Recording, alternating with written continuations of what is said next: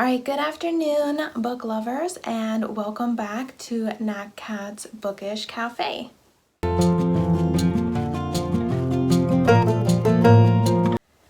Alright, so today I wanted to do a sort of like a monthly wrap-up, but this will include books from June and July because I am just going through all the books that I've read so far for the magical Readathon. So this is a readathon that is hosted by Book Roast, and I will of course link their channel down below. I believe that this started in like September of 2021, but I decided in June that I would join, and so I read books to complete all the novice path prompts in June, and then the prompts to create my character in July.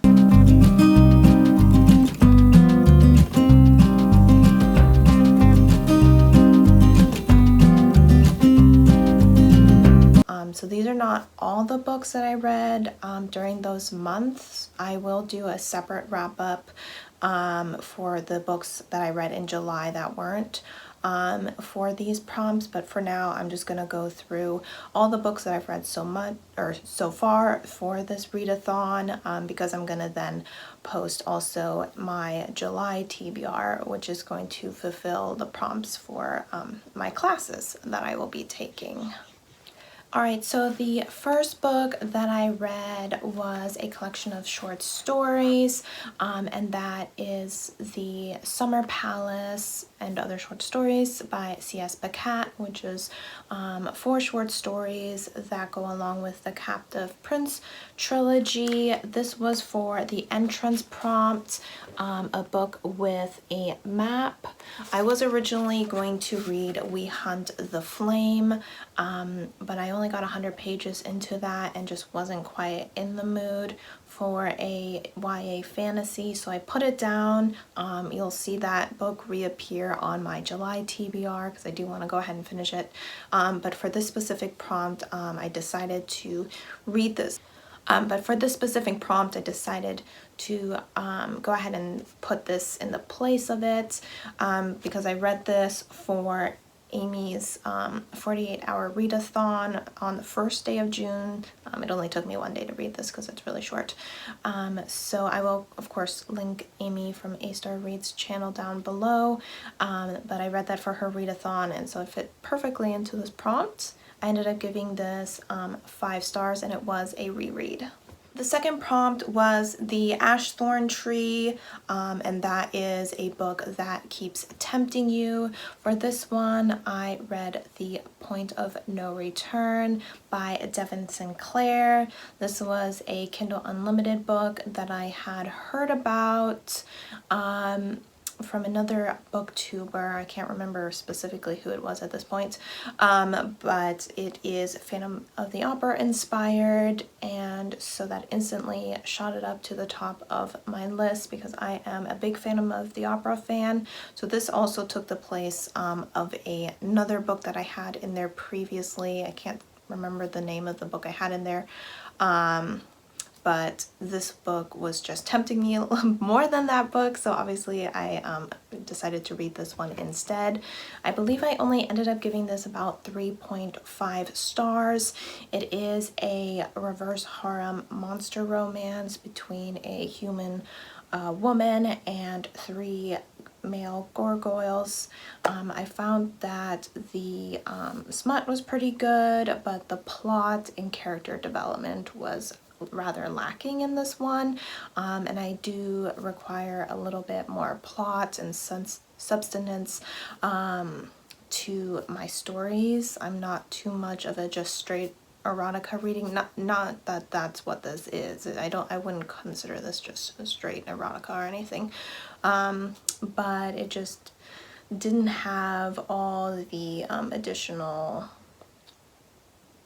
plot points. So this book was just lacking in mostly the characters of the males. Of course there was 3 of them, and I just felt like they weren't quite as individual or as filled out as they could be. They were a little bit two-dimensional, and of course I want to have a strong connection to the characters in my romance novel so that I enjoy the romance a little bit more. Alright, so the next prompt was The Mist of Solitude, and for that the prompt was to read a standalone. I read another Kindle Unlimited romance called Someday Someday by Emma Scott. This was a male-male romance between a male nurse and the son of the person that he was taking care of. So I ended up giving this 4 stars, I believe. I really enjoyed the romance, and I also thought that the kind of side story of this father being relatively abusive and the love interest having an autistic brother who he of course was caring for. We also have that both men are drug users or past drug users, so they're both working through that as well. So this story had just a bit more background kind of around the relationship, which is definitely what I prefer. The spicy scenes in this one weren't like as great, but I still felt the relationship was really sweet. There was one point where it wasn't one of the main characters, I don't believe. It was a side character who said something like, I thought it was always really unnatural that you didn't want to sleep with people, which I felt like was kind of a jab at like asexual people. So if you're sensitive to that thing, that is just kind of like one line, but it did kind of stand out to me as someone who does identify as someone on the ace spectrum. But other than that, it was just an enjoyable romance. And the next prompt was for The Ruin of the Sky, which is a book that featured like a haunted house or ghosts or anything supernatural. And for this one, I read the T.J. Klune's book, Under the Whispering Door. This obviously features ghosts because our main character is a ghost. He dies at the beginning of the book and goes to this tea house where Hugo the ferryman is going to help him accept his death and help him move on to the next life. This was a book that I gave 4 stars. It's not my favorite TJ Klune book. With his stuff, I do lean a little bit more towards his adult books. This is technically adult, but it doesn't have as much like adult content as, you know, some of his other books that you see here. It is a bit more in line with House of the Cerulean Sea, though it does have more adult material than that one, because I think House in the Cerulean Sea is more YA middle grade. But I struggled a little bit getting into the story, but once I was in it, I really enjoyed the characters. I found the ending was a little bit convenient, I guess. I was like, okay, well, I mean, that is an option. You know, I'm not saying it's a bad ending, but I guess I was hoping for a little bit of more of an emotional impact from the ending. This book did make me cry at one point, but it had more to do with a side story that was going along besides Wallace's story, Wallace being the main character. There was also a part that needs to be addressed, which has to do with May. May is the Grim Reaper is what she's called, and she is Chinese, I believe. and her backstory is very much based on a stereotype about Chinese mothers, and I know people have issues with that, and when I read it, I myself had some issues with it. I feel that TJ Klune is a really creative writer, and so I don't think there's any excuse for him to just lean on stereotypes like that. So that was an issue I had with the book as well. But otherwise, I thought it was a really cute read. It has, you know, found family, and it does deal well with grief. I know that TJ Klune said this was a pretty important book for him because it helped him deal with some of his grief that he was going through, and I think you can definitely sense that in the story. Alright, so the next location on the map was Obsidian Falls, and for that it was to read a mystery or thriller. For that one, I decided to read Dark Matter by Blake Crouch. This is a sci-fi kind of mystery thriller, and we follow Jason as he is waking up after being kidnapped in a world that is similar to her, or his, sorry, the character's a male, similar to his, but is also slightly different. He is not married to his wife, and his son was never born. So he has set out to try to find a way back to his original version of the world. So this does deal with the multiverse. This is a very high intensity book. It's incredibly thrilling. It's high pace. It has really great pacing. I felt that I was at all times enthralled in the story. I at no point really was predicting what was happening next. I'm also not someone who often tries to predict what's gonna happen. I'm kind of a go with the flow kind of person. I also don't have too much experience with thrillers or even sci-fi, so you know, none of these tropes are tropes that I'm super familiar with, but this is a book that's going to keep you at the edge of your seat. You're going to be rooting for our character. There's also going to be times where you're a little conflicted about rooting for him because there's other people to be rooting for, not to do anything spoilery, but it was just a really interesting situation that I'd never been in before, and it made it a little bit of a sad situation, but at the same time it was a really satisfying ending. So I gave this 5 stars, and it's definitely gonna be one of my top books of the year. Absolutely incredible. Lives up to all the hype that I've heard about it. Alright, the next stop is the Tower of Rumination, and that is a 5-star prediction. For that, I picked up People We Meet on Vacation by Emily Henry. I was pretty sure that I was going to give this 5 stars. I have read her beach reads and given it 5 stars. I did end up giving this book 5 stars as well. I absolutely love her romances.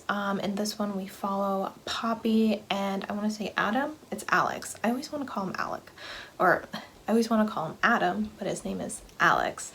So Poppy and Alex became friends in college, and they started going on vacations every summer. They were really low budget because they were just poor college students. But they always absolutely love them, and eventually Poppy gets hired for what I believe is kind of like a magazine, like a travel magazine, and they go on a more expensive vacation, and something happens that causes them to then not talk for like 2 years. So Poppy calls up Alex and finds out he is going to Palm Springs for his brother's wedding and asks if they could meet a few days early, so that they could kind of turn it into another vacation and hopefully kind of bring their friendship back around. This story was incredibly funny. That's, you know, probably my favorite part about this. It just made me laugh a whole lot. I did enjoy the flashbacks to their previous trip so that you could kind of watch their relationship grow over time and then kind of see how that impacts their behavior in the present day timeline.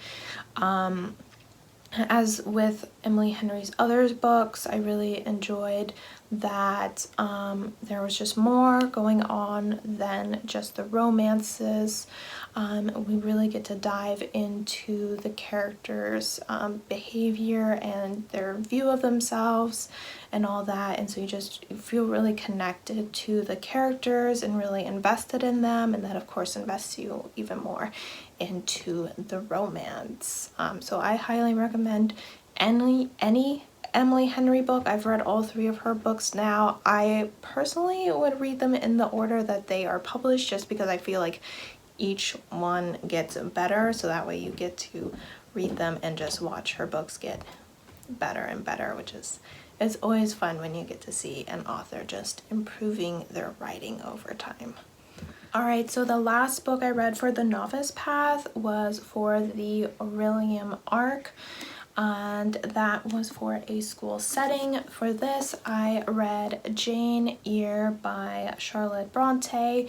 This doesn't 100% take place in a school. Our character does spend some time at a like a girls' school, and she does also spend some time as a governess and as a teacher, so I figured there's enough school settings in here for this to count.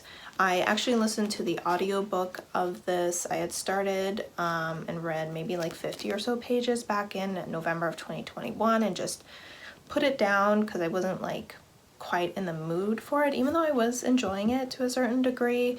But then in June I decided to pick up the audiobook for it. I think I gave this book 3 stars, and I think it had a lot to do with the expectations that I had for this book.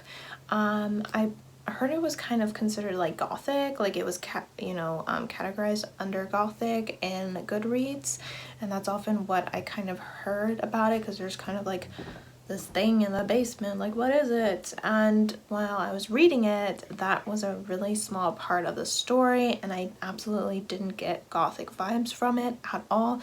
I would definitely consider this more of like a almost contemporary romance, considering when it was written. It's just kind of following our character's life through childhood, through her different jobs, and her relationship with Mr. Rochester. Is that his name? Mr. Rochester. So it's kind of about their relationship over time. I did really enjoy that aspect. It was really dramatic, and the declarations were really grand, so that was a good time. There was times even when this book made me laugh a few times. It was relatively entertaining, but there was also a lot of like slow bits that just kind of made the story drag on, where there was parts I just didn't quite care about. And classics, there's a lot of talking going on, which isn't always my favorite, so I could only give it 3 stars, but I thought it was a decent read as far as classics go. I'm not a big classics girl, so I'm glad I read it. Alright, so now that I've completed the novice path, we are moving into July, where I started building my character. So I'm just going to read the prompts along with what book I read for them. So for the first one, I think it was kind of like, what setting do you live in? Either wilderness or urban. I wanted to live in the wilderness, but I didn't have any books that were set in a wilderness at that time, so I decided to go with an urban setting, and for that I read BookLovers. I will have talked about this a little bit in my favorites video, so I'm not going to talk about it too much here. Pretty much this is another Emily Henry book, and my favorite so far. It's her newest one. We're following Charlie and Nora, and they both work in the book industry. She is a agent for an author, and he is an editor, a really well known and respected editor, and she's a really successful agent. And they both stumble across each other in a small town that Nora and her sister are visiting, and sort of a relationship grows from that, even though in the past when they had crossed paths, they had kind of butted heads. So this, I think, was her kind of hottest book that she's written so far, so that of course makes it one of my favorite. I absolutely loved Charlie. I thought he was really dreamy as far as nerdy boys go. I really liked Nora's character development as she kind of struggles to figure out what's going on with her sister, why her sister seems to be pulling away while also dealing still with the grief of having lost her mother a few years ago. And then we also have Charlie just seeming to not quite being where he wants to be, but rather trying to put himself where he thinks he is needing, kind of trying to fit himself into a box that he doesn't fit into, and also trying to help his father, who is having some health issues. So once again, I really loved the romance that Emily wrote, but also everything that was going on around the romance, and I of course gave this 5 stars. The next prompt is for Your Providence, I think is what it's called, and I chose Dark Meadow. I think my character can like walk between worlds. I have to admit, I'm mostly here for the prompt, so I don't know too many of the details of, you know, all the backstories and everything. Obviously, I respect the crap out of Book Roast for putting this whole thing together, but it was just a lot of reading that I didn't do. But I believe that my person can walk through Dark Meadow, and because I wanted them to be able to do that, I had to read a dark academia book, so I decided to listen to the audiobook of Ninth House by Leigh Bardugo. So this is a book that's been on my TBR for quite a while. I was not expecting to read it this summer. I was kind of thinking I would read it more in like the spooky season because it is a darker book, dark academia. It's kind of more like in a horror mystery genre, and it has a lot of trigger warnings, so definitely go ahead and look those up. I found it not quite as dark as some people make it out to be, but it definitely depends on how sensitive you are to those things. I'm usually not overly sensitive. There was definitely one sexual assault scene that was upsetting for me, as it would be for anyone, but that was probably the worst part of the book. Otherwise, this book we are following our character Alex, and she has recently been through a traumatic event that ended with the death of her close friend, and has ended her up in the hospital, supposedly having almost overdosed. Someone from Yale approaches her and states that she could come to Yale on a full scholarship if she works for Lethe, which is the organization that kind of polices the other secret organizations that are present at Yale. So pretty much there's other houses that specialize in certain types of magic and they do certain rituals, and her house is just there to make sure that no unwanted spirits get in and that they are not going above and beyond what they should be doing and causing trouble, pretty much.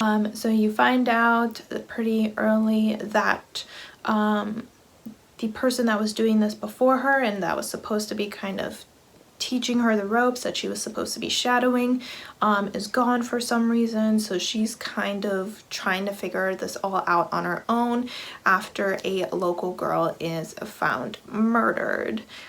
So we just kind of follow her as she tries to figure out who is behind the deaths and why they are doing it. I actually quite enjoyed this book. It is a little darker and grimmer than what I usually read, but I do like Leigh Bardugo's writing and feel that it works really well with a darker topic, just because it worked well with Six of Crows as well. And I did enjoy our main character. I didn't find her likable, but I feel like that made her really perfect for this this position that she was in. She was kind of a take no shit kind of girl, and considering that she is a poor girl there on a scholarship who kind of dropped out of school and so is not doing so well in this school and is dealing with all these wealthy, powerful people. That's just the person that she's gotta be, and I really think that she's kind of the only one who could have put all the pieces together. So I look forward to following her in the next story. It ended really interestingly. So I believe book 2 is coming out later this year. I know that there was a cover drop a while ago, so I'm looking forward to learning more about the houses and everything. I'm not overly interested in, you know, secret organizations or anything, but I'm sure the more I learn about them, the more invested I'll be in them and the more I'll care. So for the next character prompt, it was to choose my heritage. I chose Eltyrian, and for that you had to read a book with a crow, either in the title or on the cover, and I decided to read Raven Boys. I know that this is a raven and not a crow, but I figured they're very similar, so I decided to go ahead and finally read this book by Maggie Stiefvater. This is a book that's been on my TBR for a long time. You know, it's been the oldest book on my Goodreads TBR for probably since I got Goodreads in 2019. So I was really surprised by how much I enjoyed this book. It is a YA kind of paranormal fantasy book. We follow Blue along with the four Raven Boys as they look for an old Welsh king. In this one we get introduced a lot to the characters, to the world, to kind of the research that they have been doing to get to the point where they are at, and also dealing with kind of like some of the forces that are working against them.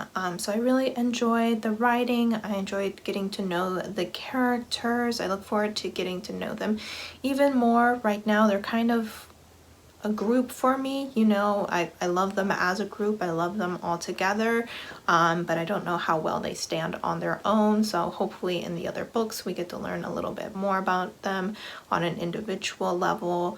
I feel the story is really intriguing, and really kind of unique. So I'm interested to see where Maggie goes ahead and takes it for the next 3 books.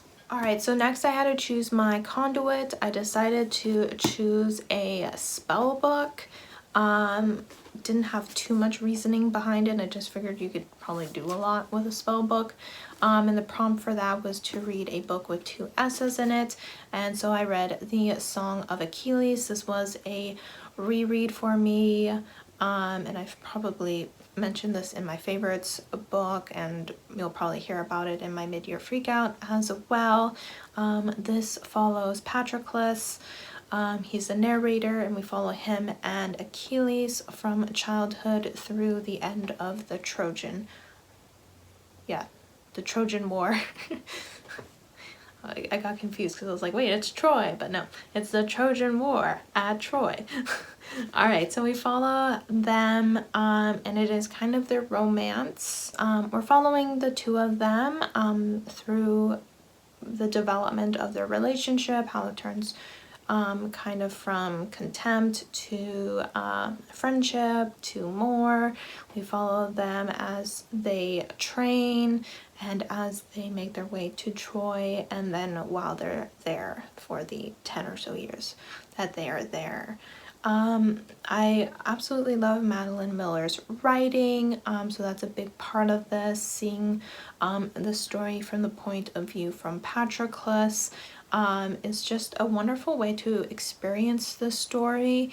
I wouldn't say it romanticizes the trauma of the war, but it kind of romanticizes the role that Achilles plays. I mean, we see Patroclus watch in awe as Achilles romance just eviscerates like hundreds of people, and you're like, wow, I mean, he's so cool out here just killing all these people, and you're like, wait, no, killing people is bad. But you know, seeing it through the view of someone who has so much love and respect for him makes you see him in a similar light. I also enjoyed seeing Briaces through his eyes as well. I think she's a really strong, intelligent woman who, I know I have the Silent Girls, and I don't know if she's one of the characters in there. I know there's a lot of feminist Greek retellings, and I'm definitely hoping to read one from her point of view, because she's a really interesting character and her story is really interesting to me. So I'm glad I got a little snippet of her in this and had a greater appreciation for her on my read through. The story will probably always have a special place in my heart, so this probably will not be the last time that I reread it, but I was definitely glad that I could use this readathon as an excuse to get to it this month. 5 stars, obviously. Alright, so the last book that I read for this readathon was for my legacy, which is The Shadow Realm, and I think that might have to do with the Dark Meadow portion that I was talking about earlier, where my person can kind of walk around to other worlds. But the book that I had to read for this was a book with a dark cover, and I decided to read A Little Slice of Hell, which was written by Cleo Evans. So this book was really short. It was just 87 pages, I believe, and it was on my Kindle. It is a monster romance between an incubus and a human. It is a male romance, even though I don't really want to call it a romance. I mean, there was technically a romance between them, but I don't do too well with romance novellas, just because I require more emotional connection, and it's really hard to get those in books like this. I believe I gave this 2 stars or maybe 2.5 stars. It just didn't quite work for me. The smut wasn't quite what I wanted, and there was kind of a plot, but it was really weak. So with a book this short, you were kind of just like, can we just not have that? If we're gonna have, you know, this short book that's mostly about the sex, then let's just focus on that. You know, don't even try to put a plot in there. So that was rather weak. I also didn't feel like the strongest connection between these characters, because the incubus was like, you're my mate, so I like love you like right now, and we've known each other for like a few hours, and the human's kind of like, what? And then, like, you know, a few hours later they're like, wait, yeah, I love you too, and you're like, do you? But it was just, it all moved a little bit too fast for me, so it wasn't quite my thing.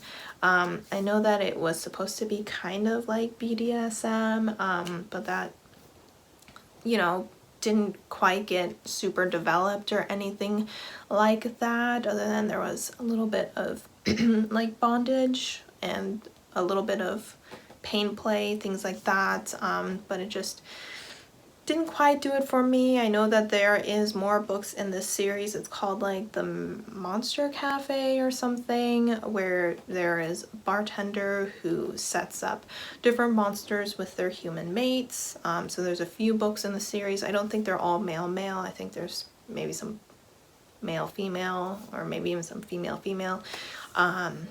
But this was the first one in the series, so I gave it a try, and it just wasn't for me. Alright, so those were the books that I've read so far for the Magical Orilium Readathon. Let me know down below if you have taken part in it, and what your favorite book has been so far that you've read for one of these prompts. I will make a video about the books that I plan to read for my classes, so that I can become a Beastmaster and a Necromancer. There's going to be a lot of books that I have to read for that, like 10 or 12 or something. Of course, I chose 2, you know, careers that have like only 2 classes in common, so I have to read quite a few books. But I'm not too worried, so I hope that you will subscribe so that you will know when I post that video. Thank you for watching, and I'll see you guys next time. Bye!